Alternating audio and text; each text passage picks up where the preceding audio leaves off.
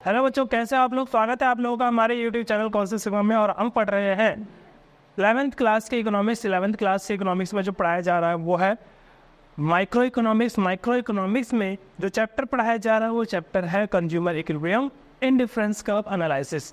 Indifference curve analysis का जो आज पढ़ाया जाएगा टॉपिक, वो हम टॉपिक कंटिन्यू कर रहे हैं पिछले क्लास से, जो हम पढ़ा रहे थे प्रॉपर्टीज ऑफ इंडिफरेंस कर्व के बारे में। तो इसको पढ़ाने से पहले मैं आपको बता दूं कि जितने भी बच्चे हमारा ये वीडियो देख रहे हैं उनको बता दिया जाए कि सारा का सारा सिलेबस आपको वीडियो पे भी अवेलेबल होगा। यानी हमारे पास कुछ बच्चे जो फेस टू फेस क्लासेस भी ले रहे हैं और कुछ बच्चे ऐसे हैं जो वीडियोस भी देख के कर रहे हैं। तो सारी क्लासेस आपको अवेलेबल होगी प्रॉपर पूरा, यानी कि सारा कॉन्सेप्ट पूरा सिलेबस। और हम उम्मीद करेंगे कि जितना ज़्यादा से ज़्यादा हो सके सिलेबस जल्दी से जल्दी कंप्लीट करवाया जाए। अब पढ़ाई पे आ जाते हैं। तो पढ़ाई पे जो मैं पढ़ा रहा था आपको वो प्रॉपर्टीज ऑफ इंडिफरेंस कर्व के बारे में। कंज्यूमर इक्विलिब्रियम को हिंदी में कहते हैं उपभोक्ता संतुलन। इंडिफरेंस कर्व को कहते हैं तटस्थता वक्र। एनालिसिस को कहा जाता है विश्लेषण, यानी तटस्थता वक्र विश्लेषण। मैंने तटस्थता वक्र विश्लेषण के बारे में थोड़ा सा तटस्थता वक्र का जो है ब्यौरा आपको पहले दिया है कि इंडिफरेंस कर्व होता क्या है। जब एक कंज्यूमर अपनी इनकम को खर्च करना चाहता है तो उस इनकम को इस प्रकार से खर्च करना चाहता है कि उसे मैक्सिमम सेटिस्फैक्शन मिले। यानी वो पैसा तो खर्च कर रहा है पर उस पैसे से उसे सेटिस्फैक्शन भी मिलना चाहिए। जब तक उसे सेटिस्फैक्शन नहीं मिलेगा वो वस्तुएं नहीं लेगा। ठीक है, सेटिस्फैक्शन इंपॉर्टेंट। और वो तब जाके अपने आप को इक्विलिब्रियम मानेगा, वो तब जाके अपने आप को मैक्सिमम सेटिस्फाइड मानेगा जब वो पैसा खर्च करके ज़्यादा से ज़्यादा सेटिस्फैक्शन प्राप्त कर लेता है। ठीक है, तो कोई भी व्यक्ति 5 रुपये खर्च करे, 10 रुपये खर्च करे, 50 रुपये खर्च करे, 1000 खर्च करे, लाख खर्च करे, कितना भी खर्च करे, उसका एम ये है कि जो मैं पैसा खर्च कर रहा हूँ, जो मैं पैसे दे रहा हूँ, उसके बदले मुझे मैक्सिमम सेटिस्फैक्शन मिलना चाहिए। अब मैक्सिमम सेटिस्फैक्शन के लिए वो दो तरीके से आप मैक्सिमम सेटिस्फैक्शन बता सकते हो। एक तो मैंने बताया था मार्शल का अप्रोच, और एक हम पढ़ रहे हैं हिक्स का अप्रोच। मार्शल का जो अप्रोच था वो यूटिलिटी एनालिसिस, जो पिछला चैप्टर था, और अभी जो पढ़ाया जा रहा है वो है हिक्स का अप्रोच, यानी प्रोफेसर हिक्स का अप्रोच, जो है ऑर्डिनल अप्रोच, जिसे आप इंडिफरेंस कर्व एनालिसिस भी कहते हैं। तो हिक्स ने कहा कि भाई संतुष्टि को आप गिनती में नहीं लिख सकते, जबकि मार्शल ने कहा था संतुष्टि को हम गिनती में लिख सकते हैं। ठीक है, मार्शल ने कहा था संतुष्टि को आप 1 यूटिल, 2 यूटिल, 3 यूटिल, 4 यूटिल, 10 यूटिल, 5 यूटिल ऐसे लिख सकते हो। हिक्स ने कहा ऐसे नहीं लिख सकते, हम संतुष्टि को सिर्फ इतना बता सकते हैं कि हायर लेवल है या फिर लोअर लेवल। संतुष्टि का आप कभी भी गिनती नहीं लिख सकते कि कितने किलो संतुष्टि मुझे मिला है, कितने ग्राम संतुष्टि मुझे मिला है, ऐसा नहीं लिख सकते, ऐसे प्रोफेसर हिक्स ने कहा। अब जब एक व्यक्ति या उपभोक्ता जब वस्तुएं खरीदने जाता है तो वो अपने पैसे को खर्च करने के लिए उसके पास डिफरेंट चॉइसेस होते हैं। डिफरेंट चॉइसेस में से उसे बेस्ट ऑल्टरनेटिव्स चुनना पड़ता है, यानी जितने भी ऑल्टरनेटिव उसके सामने हैं उनमें से उसे बेस्ट ऑल्टरनेटिव चुनना है। जब वो बेस्ट अल्टरनेटिव चुनता है तो वो चुनते चुनते 2 बेस्ट अल्टरनेटिव पे पहुंचता है। उन 2 बेस्ट अल्टरनेटिव से वो कॉम्बिनेशंस बनाता है। ठीक है, डिफरेंट कॉम्बिनेशंस बनाता है कि 1 ये लूँ, 10 ये लूँ, 2 ये लूँ, 7 ये लूँ, 4 ये लूँ, 5 ये लूँ, इस प्रकार से वो कॉम्बिनेशन बनाता है। तो मैंने आपको एग्जांपल दिया था कि एक उपभोक्ता जब मार्केट में जाता है फल लेने के लिए तो उसके पास अलग अलग प्रकार के फल है, तो वो सारे फलों में से 2 फलों के ऊपर आके रुकता है और 2 फलों को खा करके संतुष्टि प्राप्त करना चाहता है। तो वो 2 फल कौन कौन से थे, मैंने एग्जांपल में दिया था आपको कि 2 फल थे एप्पल और ऑरेंजेस। तो उसने ऑरेंजेस और एप्पल के डिफरेंट कॉम्बिनेशंस बनाए थे। उसने एप्पल और ऑरेंजेस के जो डिफरेंट कॉम्बिनेशन बनाए थे कि 1 एप्पल खाऊंगा तो 10 ऑरेंज खाऊंगा, फिर 2 एप्पल खाऊंगा तो 7 ऑरेंजेस खाऊंगा। इस प्रकार से उसने डिफरेंट कॉम्बिनेशन बनाए थे और हर कॉम्बिनेशन पे संतुष्टि का समान स्तर उसे मिला था, यानी कि लेवल ऑफ सेटिस्फैक्शन सेम रहा था। 1 एप्पल खा के 10 ऑरेंजेस खा के उसको उतनी भूख किसकी मिटती है जितना वो 2 एप्पल्स और 7 ऑरेंजेस खा के मिटती। यानी 1 एप्पल 10 ऑरेंजेस खा के उतना ही संतुष्टि उसे मिलता है जितना कि वो 2 एप्पल्स और 7 ऑरेंजेस खा के। ठीक है, इसी प्रकार से कितने भी वो चेंजेस करता है क्वांटिटी पर उसका सेटिस्फैक्शन लेवल समान रहता है। ठीक है, तो एक को बढ़ाता जाता है, दूसरे को घटाता जाता है। तो इस प्रकार से एक डायग्राम बनता है, जिस डायग्राम को आप कहते थे आईसी कर्व इंडिफरेंस कर्व। इस साइड एप्पल्स को दर्शाया जाता है और इस साइड ऑरेंजेस को दर्शाया जाता है। जैसे जैसे एप्पल घटता है वैसे वैसे ऑरेंजेस बढ़ता है। ठीक है, तो एप्पल को घटाने पे ही ऑरेंजेस बढ़ेगा, दोनों एक साथ नहीं बढ़ाए जा सकते और दोनों एक साथ नहीं घटाए जा सकते।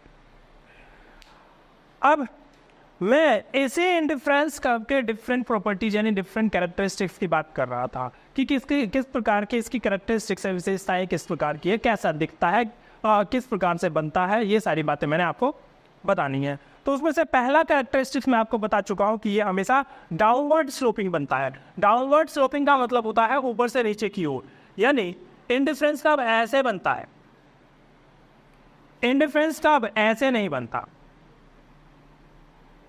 इसको कहते हैं डाउनवर्ड स्लोपिंग और इसको कहते हैं upward sloping. Downward sloping and upward sloping, दो प्रकार के। अब अपवर्ड स्लोपिंग और डाउनवर्ड स्लोपिंग में से इंडिफरेंस कर्व ऐसा होता है, ऐसा इंडिफरेंस कर्व नहीं होता है। ठीक है, इसके पीछे मैंने रीजन बताया था, आपको लिखवाया भी है प्रॉपर्ली कि डाउनवर्ड स्लोपिंग इस वजह से बनता है क्योंकि जब आप दो वस्तुओं के डिफरेंट कॉम्बिनेशन बनाते हो तो हर कॉम्बिनेशन पे आपको सेम लेवल ऑफ सेटिस्फेक्शन चाहिए, हर कॉम्बिनेशन पे सेम लेवल ऑफ सेटिस्फेक्शन चाहिए। यदि सभी कॉम्बिनेशन पे आपको सेम लेवल ऑफ सेटिस्फेक्शन चाहिए तो एक को बढ़ाओगे तो दूसरे को घटाना पड़ेगा, क्योंकि दोनों को बढ़ाओगे तो सेटिस्फेक्शन लेवल बढ़ जाएगा और दोनों को घटाओगे तो सेटिस्फेक्शन लेवल घट जाएगा। और आपको क्या चाहिए? Same level of satisfaction. तो एक को बढ़ाओगे तो दूसरे को घटाना पड़ेगा, भूख आपकी उतनी ही है। तो यदि एप्पल की क्वांटिटी बढ़ाओगे तो ऑरेंजेस की क्वांटिटी घटानी पड़ेगी, है ना। तो पहला कैरेक्टरिस्टिक्स मैं बता चुका हूँ, इसके बारे में मैं लिखवा भी चुका हूँ। आइए दूसरे कैरेक्टरिस्टिक्स की बात करते हैं। दूसरा कैरेक्टरिस्टिक्स क्या कहता है कि इंडिफरेंस कर्व जो है वो मूल बिंदु की ओर उन्नतोत्तर क्या होता है, यानी मैं बात कर रहा हूँ तटस्थ वक्र मूल बिंदु की ओर उन्नतोत्तर होता है। IC is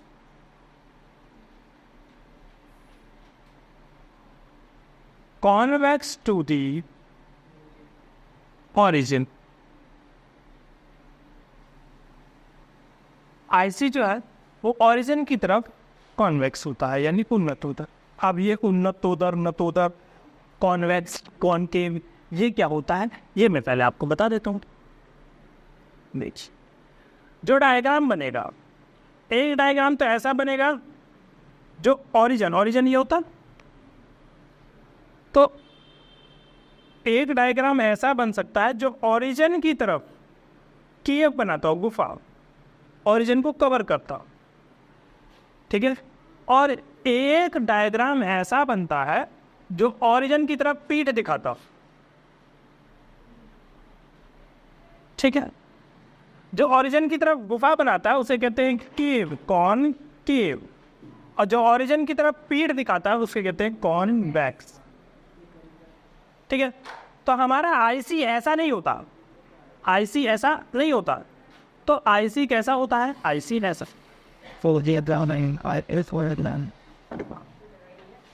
तो कॉन्वेक्स, IC ऐसा होता है कॉन्वेक्स, IC ऐसा नहीं होता कॉनकेव नहीं, ठीक है। अब सवाल ये होता है कि कॉन्वेक्स क्यों होता है, कॉनकेव क्यों नहीं होता? तो लीजिए जवाब के लिए मैं अपने पुराने एग्जाम्पल्स की तरफ जाऊंगा। तो मैंने कहा था कि हम एप्पल्स का और ऑरेंजेस का उपभोग कर रहे हैं। एप्पल 1 तो ऑरेंज 10, एप्पल 2 तो ऑरेंज 7, एप्पल 3 तो ऑरेंज 5, एप्पल 4 तो ऑरेंज 4। अब आपने ध्यान दिया कि 1 एप्पल और 10 ऑरेंजेस, 2 एप्पल और 7 ऑरेंजेस, यानी ऑरेंजेस कितने गिर गए? 3। 1 एप्पल और बढ़ाया मैंने तो ऑरेंज गिर गया 2। 1 एप्पल और बढ़ाया मैंने तो ऑरेंज गिर गया 1। ठीक है, तो जैसे जैसे एप्पल बढ़ाता जाता हूँ ऑरेंजेस गिरते जाते हैं। ठीक है, पर ऑरेंजेस पहले की तुलना में बार बार कम गिर रहा। पहले 1 एप्पल के लिए 3 ऑरेंजेस गिरे, फिर 1 एप्पल के लिए 2 ऑरेंजेस गिरे, फिर 1 एप्पल के लिए 1 ऑरेंजेस गिरा। पहली बात तो ये कि ऑरेंज गिर रहे हैं, गिर रहा है, पर घटती दर से। कैसे गिर रहा है? घटती दर से। रेट गिरने का क्या है? रेट है इसका घट रहा। पहले 3 गिरा, 2 गिरा, देखो माइनस ही हो रहा है, माइनस ही हो रहा है, पर रेट जो है माइनस होने का भी गिर रहा है। पहले 3 गिरा, फिर 2 गिरा, फिर 1 ही गिरा, यानी गिरने का रेट घट रहा है, डिक्रीजिंग रेट।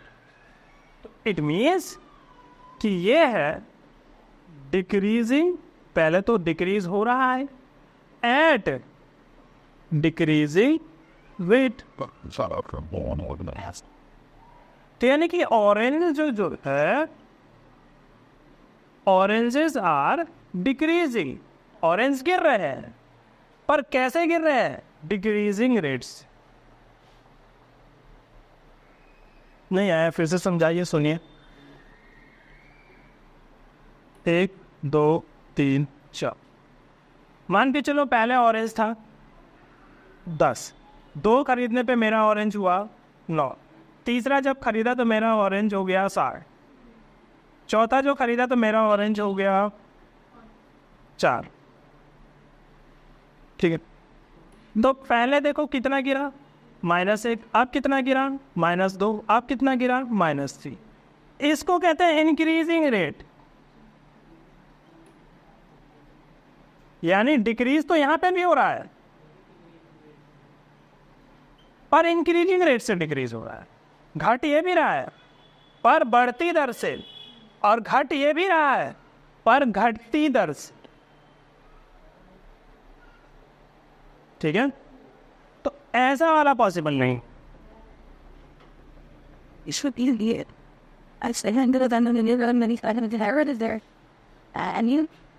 ठीक है, तो जो मैंने अभी लिखवाया वैसा वाला पॉसिबल नहीं है इंडिफरेंस कर्व के साथ। इंडिफरेंस कर्व के साथ क्या पॉसिबल है? यही पॉसिबल है कि इंडिफरेंस कर्व में ऑरेंजेस जो है, यानी दूसरी कमोडिटी जो है उसकी क्वांटिटी गिरेगी और गिरती जाएगी, पर रेट भी गिरेगा, decreasing at decreasing rate.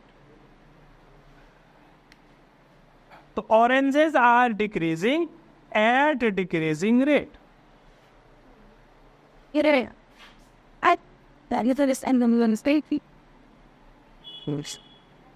It implies the slope of IC is decreasing.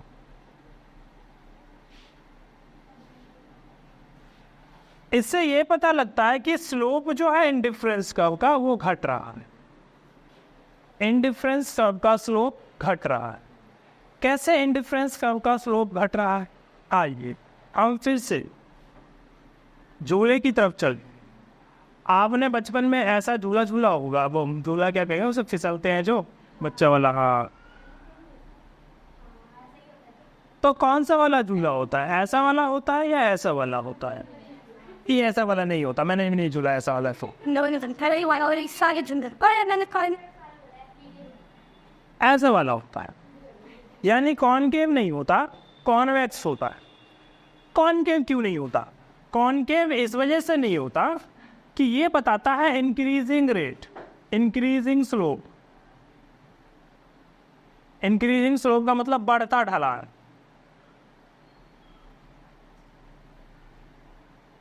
अब बढ़ता ढलान झूले का नहीं हो सकता। क्यों? क्योंकि बच्चा यहाँ फिसलेगा फिर यहाँ होके बल गिरेगा, है ना भाई। तो इसलिए बढ़ता हुआ ढलान नहीं होता कभी भी, डिक्रीजिंग स्लोप होता है। ऐसा पहले यहाँ स्लोप ज़्यादा होता है, फिर ज़्यादा होता है, फिर कम होता है, कम होता है, कम होता है, कम होता है, कम होता है। यानी कि स्पीड को कंट्रोल करने के लिए स्लोप को कम किया जाता है कि ऊपर से जब फिसलेगा तो स्पीड ज़्यादा आएगी, जैसे जैसे बढ़ेगा तो उस स्पीड को कंट्रोल करने के लिए स्लोप को कम कर दिया। तो इसे कहते हैं डिक्रीजिंग स्लोप।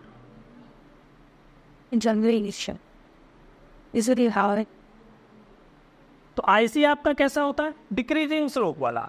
आईसी आपका इंक्रीजिंग स्लोप वाला नहीं होता, ठीक है। तो ये मैं मिटा देता हूं,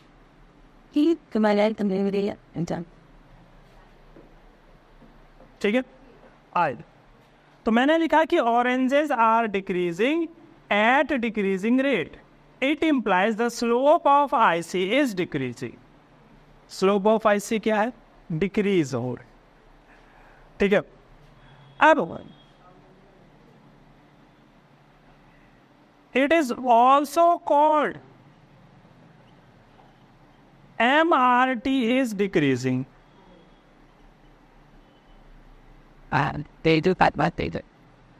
मतलब MRT का होता है marginal rate of transformation, marginal rate of substitution, marginal rate of substitution. MRT का मतलब है MRS का मतलब है मार्जिनल रेट ऑफ सब्स्टिट्यूशन। फिर से पढ़ते हैं, oranges are decreasing at decreasing rate. इसका मतलब स्लोप जो है आईसी का वो घट रहा है, और it is also called MRS is decreasing. इसको हम ऐसे भी कह सकते हैं कि MRS जो है वो घट रहा है। MRS का मतलब होता है marginal rate of substitution. Marginal rate of substitution का मतलब होता है एक कमोडिटी को बढ़ाने पे दूसरे का जितना नुकसान हो रहा है वो घट रहा है, ठीक है। अब MRS निकालते कैसे? MRS निकालते हैं चेंज इन वाई पे। वाई पे क्या था? Oranges, apples. हम इसे कमोडिटी वाई लिख लेंगे। तो change in Y divided by change in X, ये निकल के आता है आपका MRS यानी स्लोप। इसी चीज को स्लोप ऑफ आईसी लाइन भी कहते हैं, या स्लोप ऑफ आईसी कहने, ठीक है। So IC curve is convex to the origin, और इसी वजह से आईसी कर्व जो है वो ओरिजिन के प्रति कॉन्वेक्स बनता है, ठीक है। क्यों कॉन्वेक्स बनता है? अपने डिक्रीजिंग रेट की वजह से। यदि इंक्रीजिंग रेट की वजह से तो फिर तो कॉन्केव बन जाता है, यदि इंक्रीजिंग रेट होता। तो आपसे यदि पूछा जाए कि भाई मूल बिंदु की ओर उन्नत होता है, यदि कॉन्वेक्स क्यों होता है, तो मूल बिंदु की ओर कॉन्वेक्स होता है अपने इंक्रीजिंग रेट और डिक्रीजिंग रेट की वजह से। आईसी का रेट जो है, स्लोप जो है वो डिक्रीजिंग होता है, डिक्रीजिंग स्लोप की वजह से कॉन्वेक्स बनता है। स्लोप का मतलब क्या? स्लोप का मतलब MRS। MRS का मतलब क्या? MRS का मतलब मार्जिनल रेट ऑफ सब्स्टिट्यूशन। अब यदि मैं इन बातों को हिंदी में लिखवाऊं तो संतरों की क्वांटिटी, संतरों की मात्रा घटती दर से गिर रही है।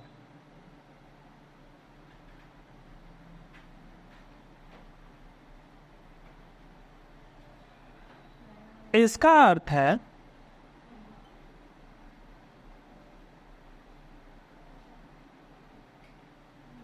MRS गिर रहा है, अर्थात आईसी का ढलान गिरता हुआ है।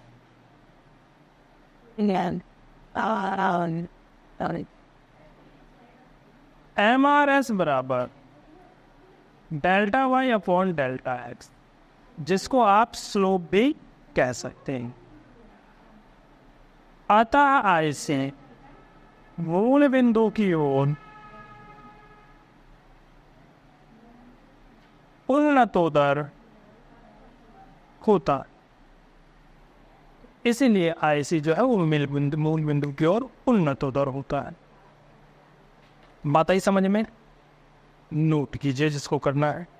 अब IC की जो तीसरी विशेषता है जो मैं आपको बता रहा हूँ, वो तीसरी विशेषता है कि जितना ज़्यादा ऊंचा IC कर्व होगा उतना ज़्यादा वो सेटिस्फैक्शन लेवल बताएगा। यानी जितना ज़्यादा ऊपर होगा IC का उतना ज़्यादा सेटिस्फैक्शन लेवल बताएगा। समझिए कुछ इस प्रकार से, देखना ध्यान से। मैंने 2 IC कर्व बनाए एक ही ग्राफ के ऊपर, 2 IC कर्व बनाए एक ही ग्राफ के ऊपर, IC1 IC2। यहां मैंने एप्पल्स की क्वांटिटी ली, 1 2 3, और या तो ऑरेंजेस आएंगे यहाँ एप्पल्स आएगा। 2 4 6 8 10, यहाँ 1 2 3 4 5 6 7।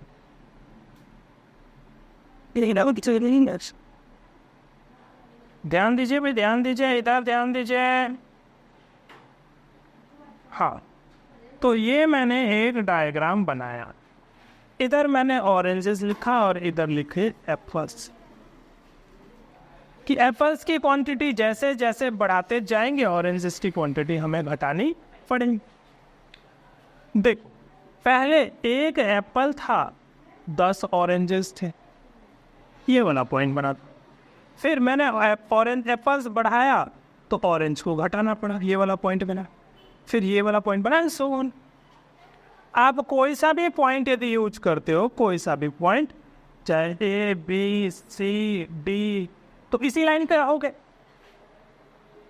चाहे आप कॉम्बिनेशन A खरीदो, 1 एप्पल 10 सेब, 10 ऑरेंज, या फिर 2 एप्पल और आपका 7 ऑरेंजेस। देखना थोड़ा टेढ़ा मेढ़ा बना है, कोई दिक्कत नहीं है ना। तो आपने 1 सेब खरीदा और 10 संतरे खरीदे, बात एक ही है, उतनी ही भूख मिटनी है। 2 सेब खरीदे और 7 संतरे खरीदे, बात उतनी है, भूख उतनी ही मिटनी। मतलब इस लाइन पे आप कोई सा भी कॉम्बिनेशन खरीद लो, आपकी भूख उतनी ही मिटनी है, आपको सेटिस्फैक्शन उतना ही मिलना है। ठीक है। अब यदि मैं इस लाइन पे जाऊं, ठीक है, तो इस लाइन का यदि ये पॉइंट देखूं तो यहाँ पे मैं 3 क्या खरीद रहा हूँ एप्पल्स, और 10 क्या खरीद रहा हूँ ऑरेंजेस। तो 3 एप्पल्स है और 10 ऑरेंजेस, ज्यादा क्वांटिटी है ना। तो यदि ज्यादा क्वांटिटी है दोनों का, एक का नहीं, दोनों का देखो ध्यान, ज्यादा है। ऑरेंजेस तो 10 है ही है, और एप्पल कितना है, 3। इसका मतलब ये हुआ कि आपने ऑरेंजेस नहीं घटाए, और बल्कि एप्पल्स को बढ़ा और दिया। ऑरेंजेस घटाए नहीं और एप्पल्स को बढ़ा दिया। कैमरा बंद करने लगते। तो हमारे पास जो ये दूसरा पॉइंट है ना, ये वाला दूसरा IC2 के ऊपर कोई भी पॉइंट आप उठा लो, इसके मुकाबले ज्यादा क्वांटिटी होगी। कोई भी पॉइंट ले लो, अब ये वाला पॉइंट ले लो, इसके मुकाबले ज्यादा क्वांटिटी होगी। यहाँ पे ऑरेंजेस 8 हैं तो एप्पल्स 4,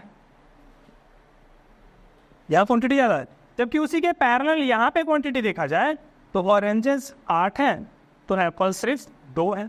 तो ये क्वांटिटी कम है और ये वाली क्वांटिटी ज़्यादा है। तो भाई ज़्यादा क्वांटिटी यदि आप खाओगे तो सेटिस्फैक्शन भी ज़्यादा मिलेगा, ठीक है। ज़्यादा क्वांटिटी खाने से सेटिस्फैक्शन भी ज़्यादा मिलेगा। अब यदि एक लाइन में और यहाँ पे खींच दो तो यहाँ के मुकाबले यदि पैरेलल देखा जाए तो ऑरेंजेस 8 है तो एप्पल्स 7 है। यानी जितना ज़्यादा और उधर जाते जाओगे क्वांटिटी जो है वो बढ़ती जाएगी, ठीक है। यानी सबसे नीचे वाला जो आईसी होगा उसमें क्वांटिटी कम हो, और क्वांटिटी कम होने की वजह से उसमें सेटिस्फैक्शन लेवल भी कम होगा। उससे ऊपर वाला जो होगा उसमें क्वांटिटी ज़्यादा हो। मैंने बताया ना, सेम पॉइंट पे यहाँ 10 क्वांटिटी है, सेम पॉइंट पे यहाँ 12 क्वांटिटी है, सेम पॉइंट पे यहाँ 15 क्वांटिटी। सेम पॉइंट पे देखो पैरेलल है ना। तो इसका मतलब जैसे जैसे आपका इंडिफरेंस कब ऊपर की ओर जाता जाएगा वैसे वैसे आपका सेटिस्फैक्शन लेवल भी बढ़ता जाएगा, ठीक है। तो इसे कहते हैं नीचे, ये नीचे है, ये ऊपर है, ये ऊपर है।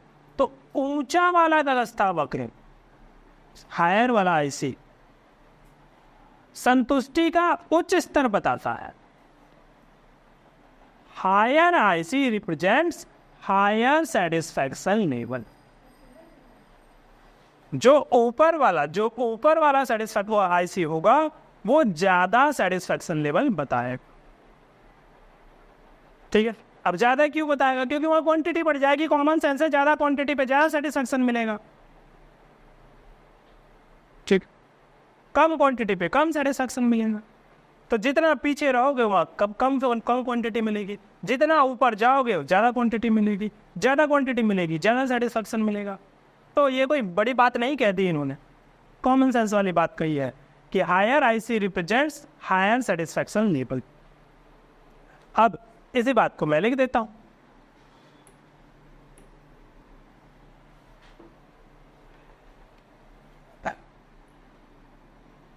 When more than one IC is represented on a single diagram, then it is called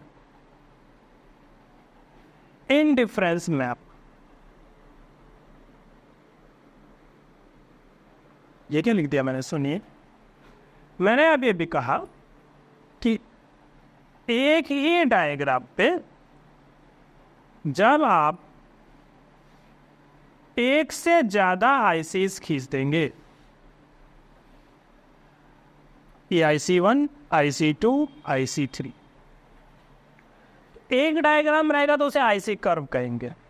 एक ही डायग्राम, एक ही लाइन खींचा आईसी को, और यदि एक से ज्यादा आईसी खींच दिया तो फिर आईसी कर्व नहीं रह जाएगा, उसे इंडिफरेंस मैप कहेंगे, आईसी मैप।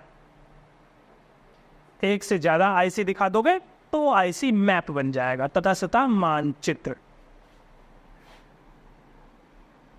जब एक ही रेखा चित्र पर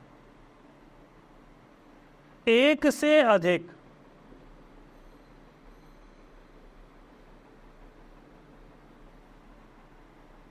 तटस्थता वक्र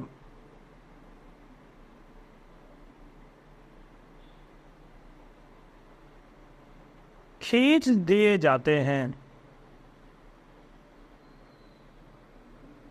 तो उसे तटस्थता मानचित्र कहते हैं।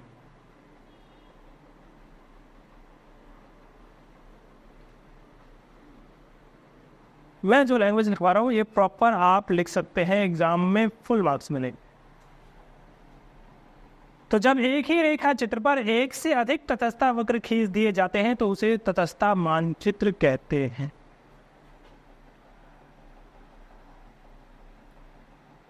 Higher IC represents more quantities of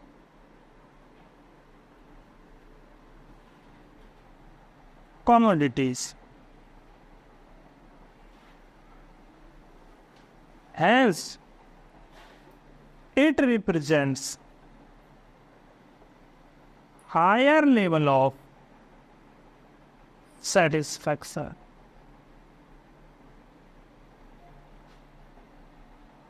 ऊंचा तटस्था वक्र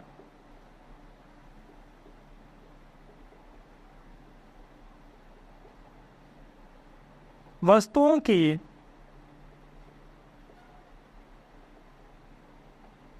अधिक मात्रा को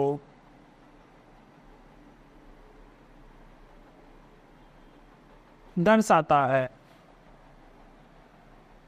अतः ऊंचा तटस्था वक्र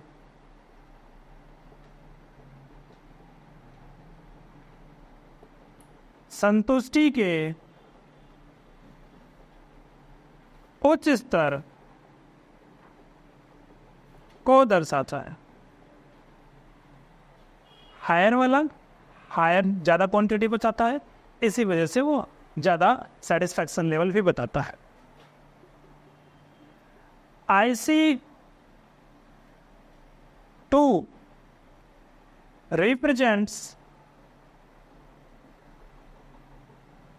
higher level of satisfaction as compared to IC1, but lower satisfaction if compared with IC3। तो IC2 जो है IC1 से ज़्यादा बताता है, पर IC3 से कम बता। ठीक है, अब इसका हिंदी में यहाँ लिख दूँ, कहाँ लिख दूँ? नीचे आ जाएगा ये? नहीं आए तो लिख लो हिंदी ऐसे ही कि IC2 IC1 के मुकाबले संतुष्टि के उच्च स्तर को दर्शाता है, परंतु IC3 के मुकाबले संतुष्टि के निम्न स्तर को दर्शाता। बस इतनी सी बात थी। तो ये मैंने आपको डेफिनेशन और तीसरा जो है वो कैरेक्टरिस्टिक्स बता दिया आपको IC कर्व का।